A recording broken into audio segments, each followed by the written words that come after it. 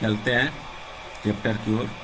आज मैं क्लास 6 का एनसीईआरटी बुक का जो है ज्योग्राफी, दैट मीन्स जिसको बोलते हैं आप लोग भूगोल, उसका चैप्टर नंबर 1 सौरमंडल में पृथ्वी जो चैप्टर है उसी को मैं कुछ अपने लफ्ज़ों में पढ़ा करके आपको समझाने का कोशिश करूँगा। तो इसको ध्यान से सुनिएगा। और वैसे बच्चे जो एनसीईआरटी का इंटरेस्ट नहीं है वो भी देखिएगा। इसमें एनसीईआरटी का बुक और जनरल बुक में कितना डिफरेंट है। इसका कंटेंट जो रहता है डायरेक्ट यूपीएससी के बेसिस पे रहता है। इसको आप लोग इग्नोर नहीं मत कीजिए और इसको सुनिए, ध्यान से सुनिएगा। मैं बताने जा रहा हूँ, तो देखिए।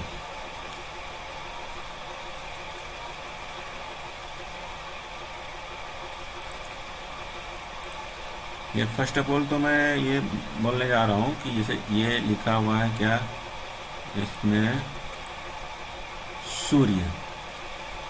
सूर्यास्त के बाद आकाश को देखना कितना अच्छा लगता है। तो भाई जाहिर सी बात है, सूर्य अस्त के बाद आकाश को देखना, दैट मीन्स जब सूर्य नहीं रहता है और रात में हम जो लोग को ट्रेवल करते हैं, में भी बाहर निकलते हैं छत पे या कहीं भी देखते हैं, तो उसमें क्या होता है कि आकाश का रंग जो है ना बहुत अच्छा दिखाई देने लगता है। इसका कुछ कारण है। आसमान में पहले 1 या 2 से चमकते बिंदु ही दिखाई देते हैं। पहले स्टार्टिंग में क्या होता है ना, कुछ बिंदु दिखाई देते हैं जिसके बारे में मैं बताऊंगा बिंदु क्या है। लेकिन बाद में जो है, बाद में ये बिंदु जो है, बिंदु मैं बाद में बताऊंगा एक बिंदु होता क्या है, ठीक है।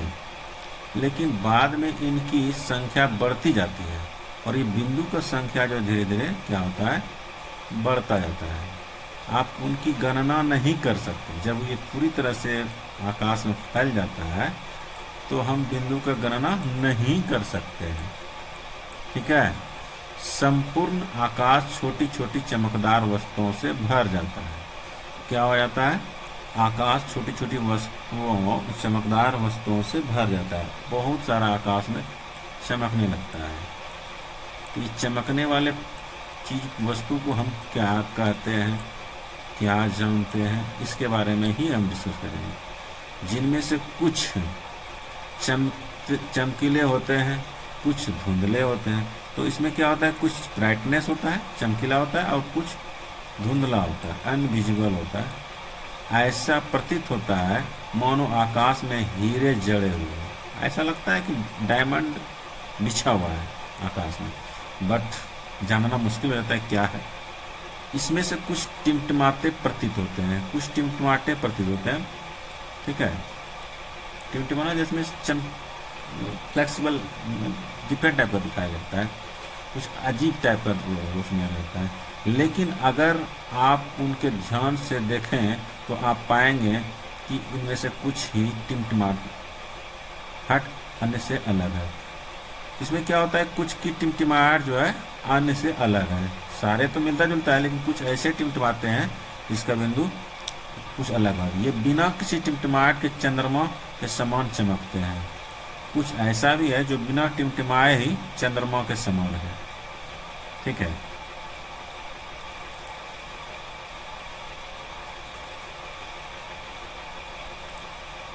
इसको देखते हैं।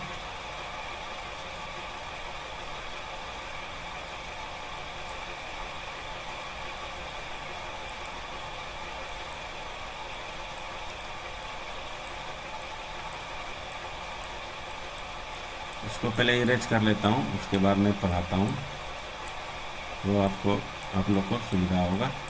नहीं तो फिर आप लोग को दिखने में दिक्कत होगी, ठीक है। उसके बाद देखते हैं।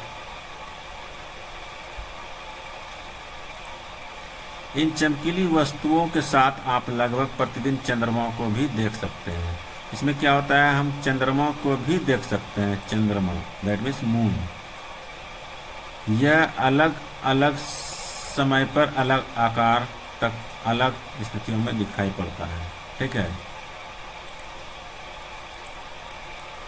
कुछ अलग दिखाई पड़ने लगता है अलग अलग स्थिति में। एक बार देख सकते हैं। यह पूर्ण चंद्रमा वाली रात या पूर्णिमा होती है। क्या होता है ना, आप पूर्ण चंद्रमा को लगभग एक ही महीने में एक बार देख सकते हैं।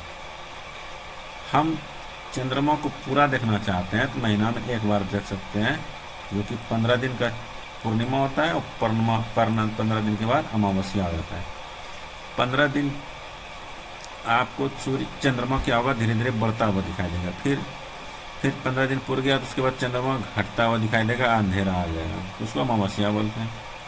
ऐसी रात में अगर आसमान साफ है तो आप आसमान का अवलोकन अच्छी तरह से कर सकते हैं। जिस रात में आसमान साफ रहेगा उस दिन देख सकते हैं कि तारे जो है टिमटिमाते कैसे हैं और कौन सा तारा टिमटिमाते नहीं है। क्या आपको इस बात पर आश्चर्य नहीं होता है कि हम दिन के समय चंद्रमा एवं उनकी सभी छोटी चमकीली वस्तुओं को क्यों नहीं देख पाते हैं? तो भाई जाहिर सी बात है, कुछ ऐसा भी तो होता है कि हम क्यों नहीं देख पाते हैं चमकीली वस्तुओं को दिन के समय। तो दिन के समय हम क्यों नहीं देखते हैं, इसके बारे में हम डिस्कस करते हैं। ठीक है, क्यों नहीं देख पाते हैं भाई, बहुत सारी बड़ी बात है, क्यों नहीं देख पाते हैं। तो चलिए जानते हैं। क्योंकि सूर्य के अत्यधिक, अब देखो यहाँ पे दिया गया है, क्योंकि सूर्य के अत्यधिक तेज प्रकाश के कारण रात के समय चमकीले वाली वस्तुओं को हम दिन में नहीं देख पाते हैं। क्या होता है कि सूर्य जो है ना दिन में अधिक चमकता है, इसके पास प्रकाश अधिक होता है और वो जो है छोटी वस्तुओं को दिखाई नहीं देने देता है, उसका प्रकाश कम होता है क्योंकि वो दूर होता है। जो वस्तु नज़दीक रहेगा उसी का तो लाइट ज़्यादा आएगा ना भाई, तो सूर्य नज़दीक में है, यही कारण है। तो सूर्य में जो है लाइट ज़्यादा के कारण जो है हम क्या करते हैं, उसको नहीं देख पाते हैं, यही कारण है। अब देखो,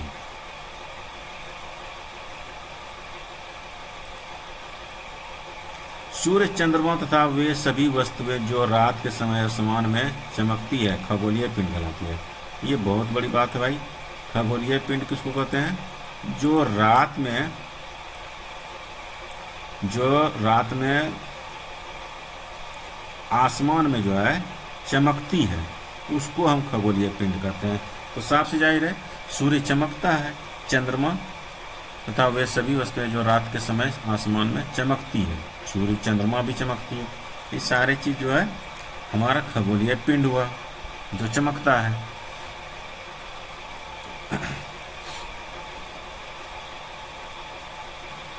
नेक्स्ट देखते हैं।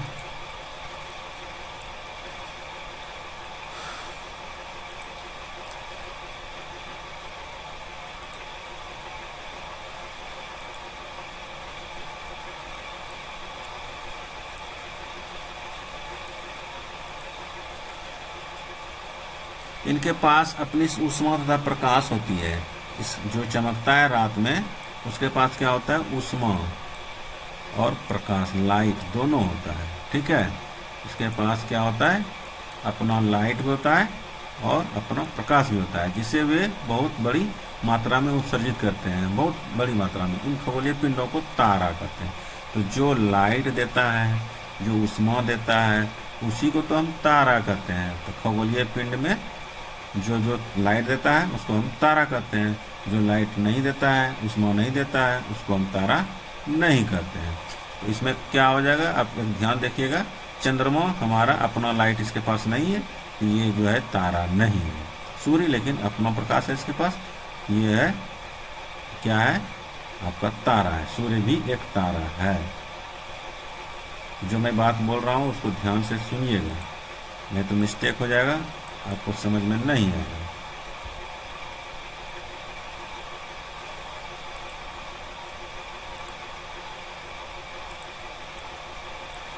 अब देखिए, अब कुछ बातें हैं जो कि मैं चैप्टर नंबर 1 का पेज नंबर 2 बता रहा हूँ, इसको ध्यान से देखिए। अब यहाँ पे क्या दिखा है, एक लड़की है, एक बच्ची है जो कि तारे को देख रहा है, ध्रुव तारा कहाँ पे है, ये देखिए। यहाँ से यहाँ तक दिखाई दे रहा है, दिखाई दे रहा है ना? ये देख रहे हैं, ठीक है। तो रात के समय चमकते हुए अनगिनत तारे सूर्य के समान ही हैं। जो चमकते हुए तारे हैं सूर्य के समान है, हाँ, लेकिन हमसे बहुत अधिक दूर है वो, लेकिन बहुत दूर है होने के कारण, अच्छा सही बात है, लेकिन हमसे बहुत अधिक दूर है होने के कारण हम लोग उनकी उष्मा या प्रकाश को महसूस नहीं करते हैं। तारा तो है, उसके पास भी लाइट है, प्रकाश है, लेकिन उसका हम एहसास नहीं कर पाते हैं, वो काफ़ी दूर है। और सूर्य क्या है, सनलाइट काफ़ी नज़दीक है, इसीलिए उसका हम फील करते हैं। वो ज़्यादा ही तापमान देता है, वे अत्यंत छोटे दिखाई पड़ते हैं, और वो छोटे दिखाई देता है, जाहिर सी बात है। हवाई जहाज जब आसमान में रहते हैं तो वो छोटा दिखाई देता है, और नज़दीक आ जाता है तो बड़ा दिखाई देता है। तो दूर में जो रही वस्तु नज़दीक में छोटी दिखाई देती है, जहाँ सॉरी दूर में वस्तु जो है वो छोटा दिखाई देता है। तो तारा तो अवश्य छोटा दिखाई देगा क्योंकि वो दूर में है। आपने अवश्य ध्यान दिया होगा, कुछ दूरी से देखने पर सभी वस्तुएं छोटी दिखाई पड़ती है। सही बात है, ये बता रहा है लोग, जो बताएं अभी वही तो बता रहा है। यहाँ पे दूर से देखी हुई वस्तु क्या होता है, छोटी दिखाई देता है। अत्यधिक ऊंचाई पर उड़ रहा हवाई जहाज कितना छोटा दिखाई देता है। अत्यधिक हवाई जहाज जो है दूर पे उड़ता है तो वो भी छोटा ही क्या होता है, छोटा दिखाई देता है। रात्रि में आसमान की ओर देखते समय आप तारों को विभिन्न समूहों द्वारा बनाई गई विभिन्न आकृतियों को देख सकते हो। इसको नक्षत्र मंडल कहते हैं। तो नक्षत्र मंडल क्या है होता है भाई, इसको ध्यान से पढ़ते हैं फिर समझते हैं। रात्रि में आसमान की ओर देखते समय आप तारों के विभिन्न समूहों द्वारा बनाई गई विविध आकृति को देखते हैं। तो जो समूह बनता है, ग्रुप बनता है, तारों के ग्रुप को, गुच्छ को, उसी को नक्षत्र मंडल कहते हैं भाई। अच्छा, इसको हम और कुछ नाम देते हैं। अर्सा मेजर या बिग बियर इसी प्रकार के एक नक्षत्र मंडल है। कुछ इस टाइप का अर्सा मेजर जो है या बिग बियर नक्षत्र मंडल का नाम है। बहुत आसानी से पहचान में आने वाला नक्षत्र मंडल है सप्तऋषि। सबसे आसान पहचानने वाला कौन सा नक्षत्र मंडल है? सप्तऋषि, याद रखिएगा। सप्तऋषि जो है बहुत आसानी से हम लोग पहचान लेते हैं, ठीक है। ये नक्षत्र मंडल है। नक्षत्र मंडल सप्तऋषि सात ऋषि संत या 7 तारों का समूह। 7 तारा जो है एक लाइन में दिखाई देता है, जो कि नक्षत्र मंडल आर्सा मेजर का भाग है। 1.1 में अपने परिवार या पड़ोस में किसी बड़े व्यक्ति से कहिए। ये देखो यहाँ पे दिखाया गया है 1 2 3 4 5 6 7। ये जो है क्या है, ये वाला नक्षत्र मंडल दिखाई देता तो सप्तऋषि के भी नाम से जाना जाता है इस ग्रुप को। यही तो बोल रहा है, ठीक है। ये आसानी से हम देख लेते हैं। 7 तारों का गुच्छा है तो भाई उसको हम क्या कहेंगे, सप्तऋषि या ऋषि। 7 तारों का गुच्छा है वो।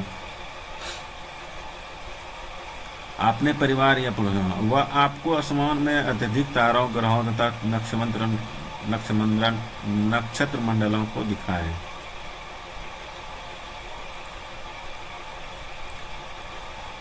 अब चलिए आगे देखते हैं। प्राचीन समय में लोग रात्रि में दिशा का निर्धारण तारों की सहायता से करते। तो प्राचीन काल में पूछेगा कि बूढ़ा पुराना आदमी सब जो है, जो लोग, साधु लोग, तो वो कैसे जानते थे? प्राचीन समय में लोग रात्रि में दिशा में निर्धारण करते थे, दिशा निर्धारण तो तारों की सहायता से। किसकी सहायता से? तारों की सहायता से। बहुत अच्छी बात है, ये पूछ सकता है। कहते थे उत्तरी तारा उत्तर दिशा को बताता है। उत्तरी तारा किसको बताता है? उत्तर दिशा को। तो ठीक है, उत्तरी तारा उत्तर दिशा।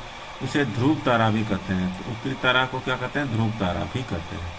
यह आसमान में हमेशा एक ही स्थान पर रहता है। ये क्या होता है? एक ही स्थान पर रहता है। तो ध्रुव तारा याद रखिएगा, एक ही स्थान पर रहता है, इधर उधर नहीं जाता है।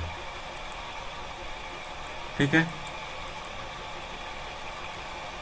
चित्र 1.1 में आप देखेंगे कि यदि सप्तऋषि मंडल के संकेत तारों को आपस में मिलाते हुए एक काल्पनिक रेखा खींची जाए, उसे आगे की ओर बढ़ाया जाए, तो वह ध्रुव तारे की ओर इंगित करता है। यहाँ पे अभी मैं बता रहा हूँ, ये जो कह रहा है कि ये जो इंगित करता है ध्रुव तारा को, तो ध्रुव तारा के बारे में पढ़े ना। उत्तरी तारा उत्तर दिशा की ओर होता है, उत्तर दिशा की ओर जो बढ़ता है उसको हम ध्रुव तारा। प्राचीन समय में लोग रात्रि दिशा में नृत्य करते थे, तो ये उत्तर दिशा में पड़ता है, तो उत्तर दिशा में जो पड़ता है उत्तरी दिशा कहलाते हैं। देखो लिखा हुआ है ना यहाँ पे, पश्चिम दिशा, उत्तरी दिशा, पूर्व दिशा, तो यहाँ पे उत्तरी दिशा है।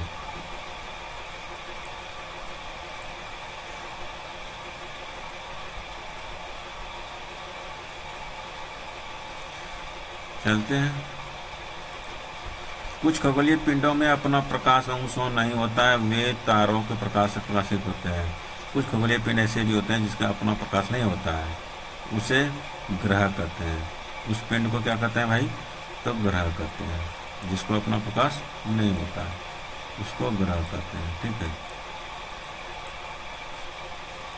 जिसको अपना प्रकाश नहीं होता है उसको ग्रह कहते हैं। ठीक है, याद रखिएगा, ये जो है लिखा हुआ है ग्रह है।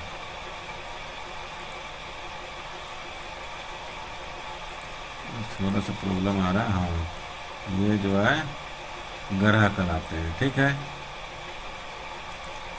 कुछ तारों में अपना प्रकाश नहीं होता है।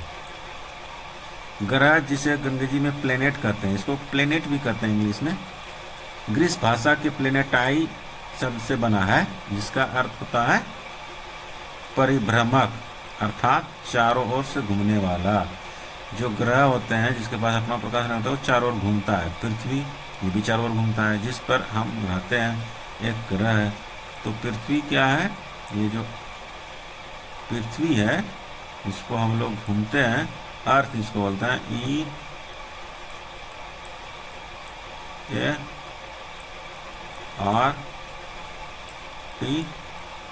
क्या हुआ? अर्थ हुआ। इसको हम लोग क्या करते हैं? देखते हैं अर्थ पे जो है हम लोग देखते हैं कि ये घूमता है। तो जो घूमता है वो क्या है? ग्रह है, जिस पर हम रहते हैं। एक ग्रह है, यह अपना सूर्य संपूर्ण प्रकाश एवं ऊष्मा सूर्य से प्राप्त करती है। किससे प्राप्त करता है ये? सूर्य से ही पृथ्वी ना ऊष्मा प्राप्त करता है भाई। हाँ सही बात है। सूर्य अगर नहीं उगेगा तो हम लोग क्या हो जाएगा? उपज नहीं होगा, खेती नहीं होगा पृथ्वी पे। जैसे चंद्रमा से देखने पर यह चंद्रमा की तरह चमकती हुई प्रतीत होती है।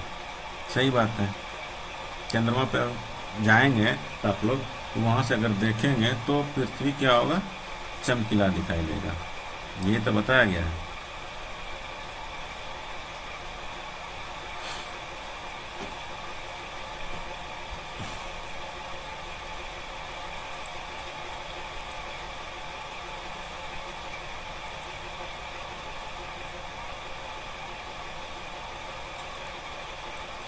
अब इसको देखिए थोड़ा सा, ये आपका कुछ दिखाया गया सौरमंडल में पृथ्वी जो है किस तरह से है, इसको ध्यान से देखिए।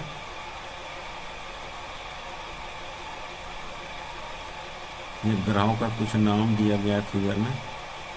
ठीक है, सूर्य है, बृहस्पति है, यूरेनस है। ये देखो, इसको ध्यान से पढ़िएगा तो समझिएगा।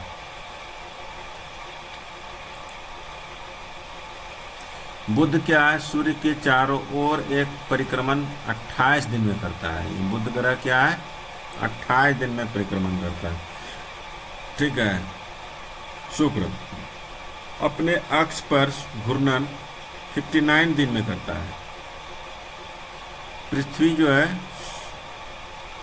सूर्य के ओर चारों ओर एक परिक्रमण करने में 365 दिन लगा देते हैं, साल भर में करते हैं।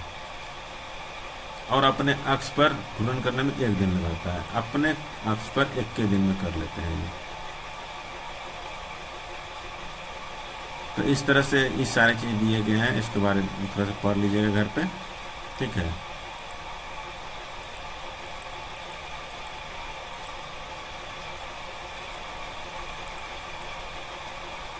और यहाँ भी सब कुछ दिया गया, इसको ध्यान से पढ़िएगा। सूर्य के चारों ओर एक परिक्रमण में 11 साल लगता है। किसको? बृहस्पति को, शनि को। इस तरह से सबको पढ़ लीजिएगा, ठीक है। अब देखिए यूरेनस, सूर्य के चारों ओर एक परिक्रमण करने में 84 दिन क्या लगता है? 84 दिन लगता है। इस तरह से ध्यान से पढ़िएगा इसको, ठीक है।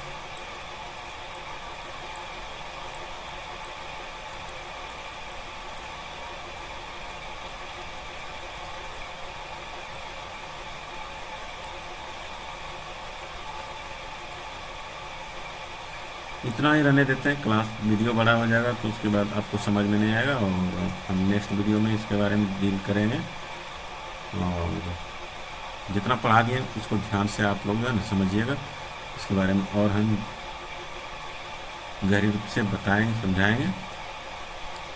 जिसको वीडियो अच्छा लगा होगा, thank you for watching my video. And अगर अच्छा लगा होगा तो मेरे MD एनालिटिक्स को सब्सक्राइब कीजिएगा।